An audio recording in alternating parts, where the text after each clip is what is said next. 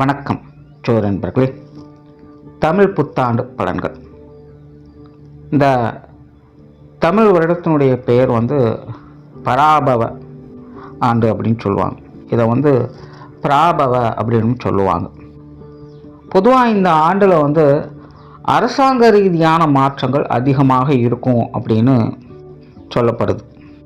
அதனால் இந்த தமிழ் வருடத்தினுடைய மேஜர் சேஞ்சஸே அப்படின்னு பார்த்தோம்னா அது இந்த அரசாங்கம் அரசியல் ரீதியான மாற்றங்கள் அப்படிங்கிறது தான் இருக்கும். அண்ட் மற்ற எல்லா விஷயங்களுமே பார்த்திங்கன்னா ஒரு நியூட்ரல் பாயிண்டில் தான் இருக்கும். அதாவது நாட்டு நடப்புகள் சம்மந்தப்பட்ட விஷயங்களில் பெரிய அளவில் வளர்ச்சி அப்படிங்கிறதும் இருக்காது, பெரிய அளவில் வீழ்ச்சி அப்படிங்கிறதும் இருக்காது. எல்லாமே ஒரு ரொம்பவுமே நார்மலாக இருக்கக்கூடிய விஷயங்களாக தான் இருக்கும். அண்ட் இயற்கை பேரிடர்கள் அப்படிங்கிறதும் கூட ரொம்ப பெரிய அளவில் இருக்காது. அங்கங்கே சின்ன சின்ன விஷயங்களை மேம்போக்காக அப்படியே பஞ்சபூதங்கள் காட்டிட்டு போகும் அப்படின்னு சொல்லப்படுது. தவிர இந்த தீவிரவாதம் அப்படின்னு சொல்லக்கூடிய விஷயங்கள், அது சார்ந்த அசம்பாவிதங்கள் அப்படிங்கிறதும் அங்கங்கே கொஞ்சம் தலை தூக்கும் அப்படின்னு சொல்லப்படுது. அதே போல் சின்ன சின்ன விபத்துகள் அப்படிங்கிறது அதிகமாக இருக்கும் அப்படின்னு சொல்லப்படுது. அதாவது பரவலாக நாடு முழுவதுமே பார்த்திங்கன்னா ஏதோ ஒரு இடங்களில் சின்ன சின்ன ஆக்சிடென்ட்ஸ், விபத்து அப்படிங்கிறது தொடர்ந்து நடந்துக்கிட்டே இருக்கும் அப்படிங்கிற மாதிரி சொல்லப்படுது. அதாவது சுருக்கமாக என்ன சொல்ல வராங்கன்னா, இந்த வருடத்தினுடைய அமைப்பே சிறு துளி பெருவெள்ளம் அப்படிங்கிற மாதிரி தான் இருக்கும். ஸோ அதை ஜஸ்ட்டாக ஒரு துளி மட்டும்தான் நம்ம கவனிக்கிறோம் அப்படிங்கும்போது அது பெருசாக நமக்கு இம்பேக்ட் எதுவும் கொடுக்காது, அவ்வளோதானே அப்படின்னு அசால்ட்டாக கடந்து போயிடுவோம். ஆனால் எல்லாத்தையும் ஒன்று இணைச்சி பார்க்கும்போது தான் அதனுடைய பாதிப்புகள் எந்த அளவுக்கு இருக்குது அப்படிங்கிறதே தெரிய வரும். பட் எப்போவுமே இந்த மாதிரியான விஷயங்கள் ஆரம்பத்திலே கணிக்க முடியாது. முடிஞ்சதுக்கப்புறம் தான் அதனோட ரிசல்ட் எப்படி இருக்குது அப்படிங்கிறது தெரிய வரும். ஏன்னா நல்லதோ கெட்டதோ சின்ன சின்ன விஷயங்கள் அப்படிங்கும்பொழுது யாரும் பெருசாக எதையும் கண்டுக்க மாட்டோம். அது மனிதர்களுடைய இயல்பு தான். இந்த வருடத்தினுடைய மொத்த அமைப்புமே அப்படி தான் இருக்கும். சின்ன சின்ன இம்பேக்டாக அது கொடுத்துக்கிட்டு இருக்கும், யாரையும் எதையும் கண்டுக்க மாட்டாங்க அப்படிங்கிற மாதிரி இருக்குது. அதுலேயும் குறிப்பாக இது நடுத்தர மக்கள், சராசரியான மக்களுடைய வாழ்க்கையில் பெருசாக இம்பேக்டை கொடுக்காது. சின்ன சின்ன விளைவுகளை, நல்லது கெட்டது கலந்த விளைவுகளை கொடுத்துக்கிட்டு இருக்கும். அதிகாரம் படைத்தவர்கள், பணபலம் படைத்தவர்கள், பெரிய பெரிய ஆட்கள் கூட தான் இது பெரிய அளவில் ஒரு மாற்றத்தை கொண்டு வரும் அப்படிங்கிறது சொல்லப்படுது. அதனால் இந்த பராபவ தமிழ் வருடத்தை பொறுத்த வரைக்கும் சராசரியான மக்களுடைய நிலை, வாழ்க்கை அப்படிங்கிறதெல்லாம் நடுத்தர நிலைகளில் பரவாயில்லன்னு சொல்லக்கூடிய நிலைகளாக தான் பார்க்கப்படுது. ஸோ சின்ன சின்ன அசம்பாவிதங்கள் அப்படிங்கிறதெல்லாம் நம்ம கொஞ்சம் கேர்ஃபுல்லாக இருந்துக்க வேண்டியது தான். ஆனால் பெரிய பெரிய ஆட்களுக்கு, சாம்ராஜ்யம் வைத்து நடத்தக்கூடியவங்களுக்கெல்லாம் இது பெரிய அளவு ஒரு மாற்றத்தை கொண்டு வரும். அவங்க கொஞ்சம் சுதாரிச்சிருக்க வேண்டியது அவசியமாக இருக்கும். அது தவிர இந்த வருடத்தில் பார்த்தோம்னா இந்த எஜுகேஷனல் சம்பந்தப்பட்ட விஷயங்கள் மற்றும் அசட் ரீதியான விஷயங்கள், தவிர விவசாயம் சார்ந்த விஷயங்கள், இதெல்லாமே பார்த்திங்கன்னா ஒரு நல்ல வளர்ச்சி நிலையும் சீரான நிலையும் கொண்டு வரும் அப்படின்னு சொல்லப்படுது. அதாவது வாழ்க்கையில் எதுவுமே சீராக இருந்தது அப்படின்னா தான் நல்லது. ரொம்ப ஓவராக போயிடுச்சுனாலும் பிரச்சனை தான், ரொம்ப கம்மியாயிட்டாலும் பிரச்சனை தான். அப்போ இந்த 3 விஷயங்களுக்குள்ள இது வரைக்கும் எதெல்லாம் ரொம்ப ஓவராக போயிருக்கோ அதெல்லாம் கம்மி பண்ணி கரெக்டான நிலைக்கு கொண்டு வரும். ரொம்ப கீழ் மட்டத்தில், அடிமட்டத்தில் காணாமல் போன விஷயங்கள்லாம் திரும்பவும் வளர்ச்சியை கொண்டுட்டு நடுநிலைக்கு கொண்டு நிறுத்தும். ஒரு சீரான நிலைகளுக்கு இந்த 3 விஷயங்களும் கொண்டு சேர்க்கும். அண்ட் இதனால் மக்களுக்கு பயன்கள் அப்படிங்கிறதும் அதிகமாக இருக்கும். ஸோ இந்த தமிழ் வருடத்தை பொறுத்த வரைக்கும் இந்த பொதுவான பலன்கள் அப்படிங்கிறது இப்படி தான் இருக்கும். இனி உங்களுடைய ராசிக்கு என்ன மாதிரியான மாற்றங்கள் இருக்குது அப்படிங்கிறத பற்றி பார்க்கலாம். இந்த வீடியோ உங்களுக்கு பிடிச்சிருந்ததுன்னா லைக் பண்ணுங்கள், மற்றவங்களுக்கு ஷேர் பண்ணுங்கள். சேனலை சப்ஸ்கிரைப் பண்ணாதவங்க சப்ஸ்கிரைப் பண்ணிக்கோங்க. மேசராசிக்கு இந்த பராபவ தமிழ் வருடம் என்பது கொஞ்சம் சாதகமாகவே இருக்கும் அப்படின்னு சொல்லலாம். மேசராசியை பொறுத்த வரைக்கும் இப்போது 7 சனி அப்படிங்கிறது ஆரம்பிச்சிருக்கு. சனியானது தன்னுடைய விரையச்சனி காலத்தில் இருக்குது. ஆனால் அதே நேரம் மற்ற கிரகங்களுடைய நிலைகள் அப்படின்னு பார்த்தோம்னா அது எல்லாமே ராசி நிலைக்கு சாதகமாக தான் இருக்குது. அதுலேயும் குறிப்பாக இந்த குரு ராகு கேதுக்களுடைய நிலை அப்படிங்கிறது ராசிகளுக்கு ரொம்பவுமே சாதகமான அமைப்பாக தான் செயல்பட்டுக்கிட்டே இருக்குது. அதனால் மேசராசியை பொறுத்த வரைக்கும் எல்லாமே ஒரு நடுநிலையான நிலைகளாக வேலை செய்யும். ரொம்ப பெரிய அளவில் பாதிப்புகள் இருக்கும் அப்படின்னு சொல்கிறதுக்குள்ள ரொம்ப பெரிய நல்ல விஷயங்கள் ஆக ஓஹோ அப்படி இப்படின்னு சொல்கிறதுக்கும் இல்லை. விரேச்சனை நடக்கிறதுனால கொஞ்சம் வீண் விரயங்கள் செலவுகள் போன்ற விஷயங்களை மட்டும் கொஞ்சம் கவனம் எடுத்துக்கங்க. 10 ரூபா செலவு பண்ணுறதுனாலும் ஒரு வரைக்கும் 2 தடவை யோசித்து செயல்படுங்க. ஏன்னா விரைச்சனி காலம் அப்படிங்கிறது ஏதோ ஒரு வகையில் விரயத்தை ஏற்படுத்திக்கிட்டே தான் இருக்கும். நம்மளாம் வந்து பொதுவாக அதை கட்டுப்படுத்தவே முடியாது. என்னதான் பார்த்து பத்திரப்படுத்தி வச்சாலும் அது ஏதோ ஒரு வகையில் கையில் இருக்கக்கூடிய காசு பணங்கள் கரையத்தான் செய்யும். அதான் விரைச்சனத்தினுடைய வீரியமே. அப்போ எப்படி இருந்தாலும் போகத்தானே போகுது அப்படின்னு சொல்லி கண்ணை மூடிட்டு காசு இறக்கவும் முடியாது.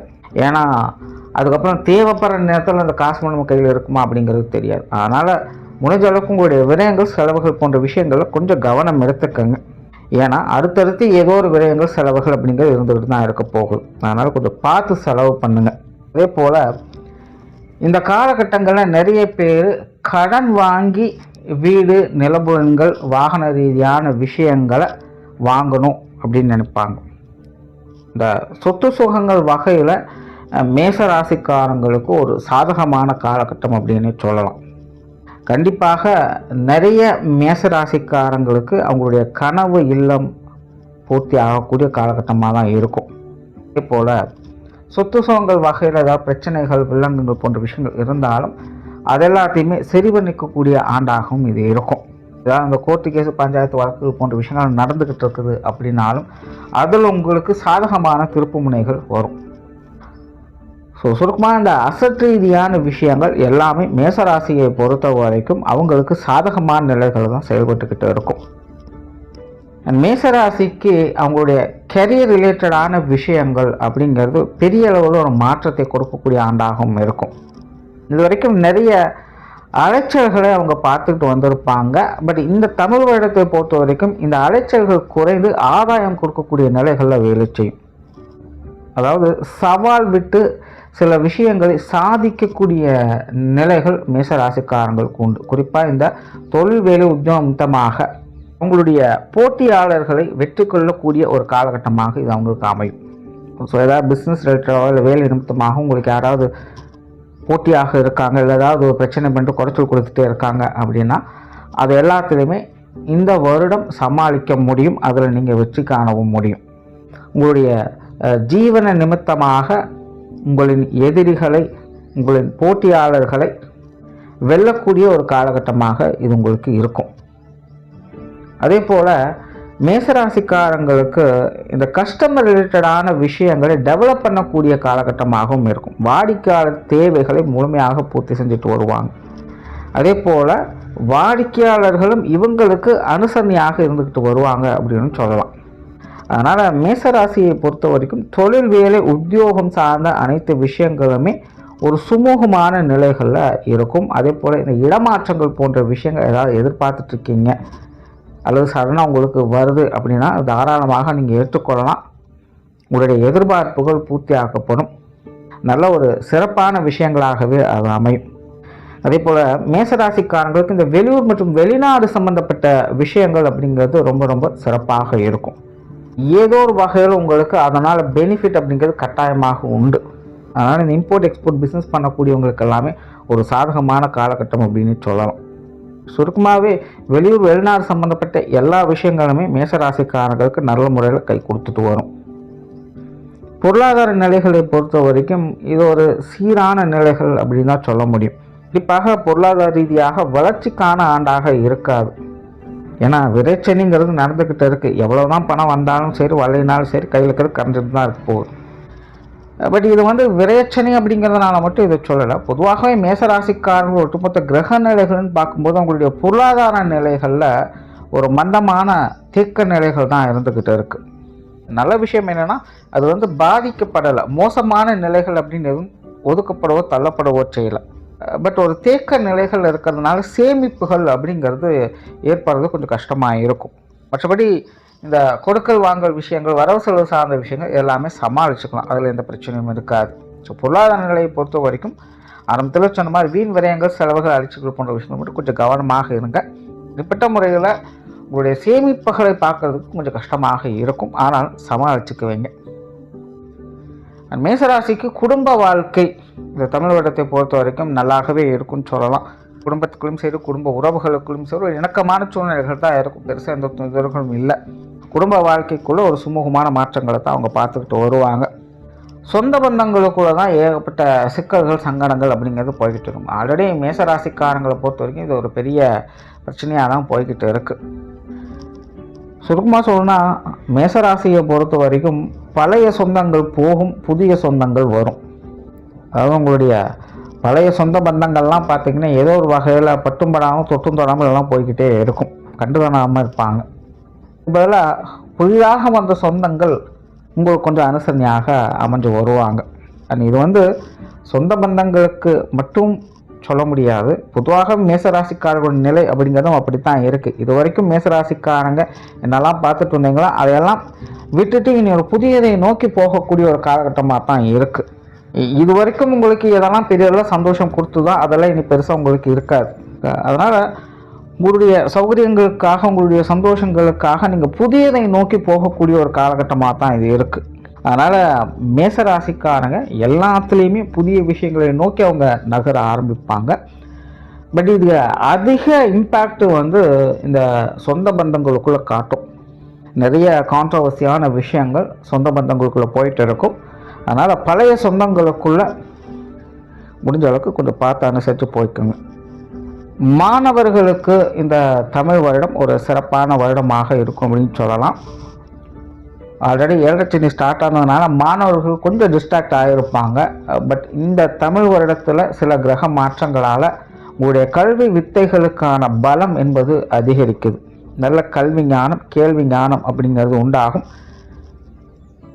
படிக்காத நபர்களையும் படிக்க வைக்கக்கூடிய ஆசைகளை ஏற்படுத்தக்கூடிய காலகட்டமாக இது உங்களுக்கு அமையும். அதனால் மேசராசிக்காரங்க கல்வி வித்தை சம்பந்தப்பட்ட விஷயங்களில் ஒரு சிறப்பான பலன்களை இந்த வருடம் பார்க்க முடியும். 7 சனி நடந்துட்டு இருக்கனால கொஞ்சம் எஃபர்ட் கொடுங்க. தாண்டை பொறுத்த வரைக்கும் ரொம்ப ரிஸ்க் எடுக்கணும் அப்படிங்கிற அவசியம் இருக்காது. கொஞ்சம் எஃபர்ட் போட்டிங்கனாலே போதும், ஒரு நல்ல ரிசல்ட்டை பார்க்கலாம். உங்களுடைய கல்வி வித்தைகளில் உங்களுக்கான அடையாளங்களை பதிக்கக்கூடிய ஒரு காலகட்டமாக இது இருக்கும்.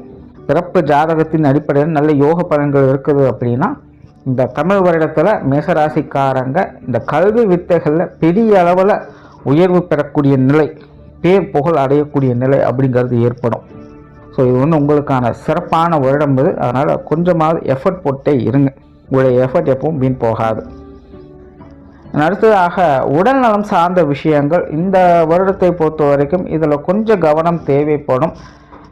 பெரிய அளவில் தொந்தரவுகள் அப்படின்னு சொல்ல முடியாது, ஏன்னா அந்த அளவுக்கு கிரகங்கள் பாதிக்கப்படலை. பட் தேவையில்லாத அலைச்சல்கள் விரயங்கள் கொடுக்கறதுனால சின்ன சின்ன உடல் உபாதைகள் அப்படிங்கிறது உங்களுக்கும் சரி, உங்கள் குடும்பத்தாரை சார்ந்தவங்களுக்கும் சரி வந்து கொண்டே தான் இருக்கும்.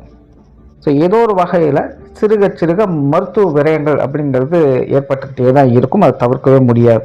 அதனால் உங்களுடைய மெடிக்கல் எக்ஸ்பென்சஸ் அதிகரிக்கக்கூடிய காலகட்டமாக இருக்குது, அதுலேயும் கொஞ்சம் கவனமாக இருங்க. தவிர மேசராசிக்குன்னு சிறப்பான பலன்கள் அப்படின்னு பார்த்தோம்னா திடீர் அதிர்ஷ்டம், யோக வாய்ப்புகள் அப்படிங்கிறதும் இருக்குது. அதாவது எந்த ஒரு நல்லதுமே தொடர்ந்து வந்துட்டுருக்குன்னு சொல்ல முடியாது. சடனாக ஒரே நேரத்தில் ஒட்டுக்கா கிடைச்சிடும், கொஞ்ச நாள் கையில் இருக்க மாதிரி சேர்ந்துடும்.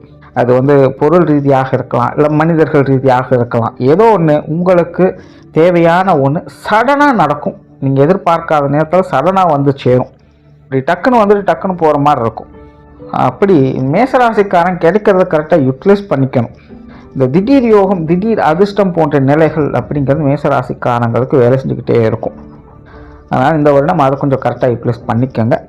தவிர இந்த திருமண அமைப்புகள், புத்திரபாக்கிய நிலைகள் இதெல்லாமே ரொம்பவுமே சிறப்பாக இருக்குது. பட் என்னென்னா மேஷத்தை பொறுத்த வரைக்கும் கொஞ்சம் அலைச்சல்கள் குழந்தைகள் வகையிலும் சரி, வாழ்க்கை துணையின் வகையிலும் சரி இருக்கத்தான் செய்யும்.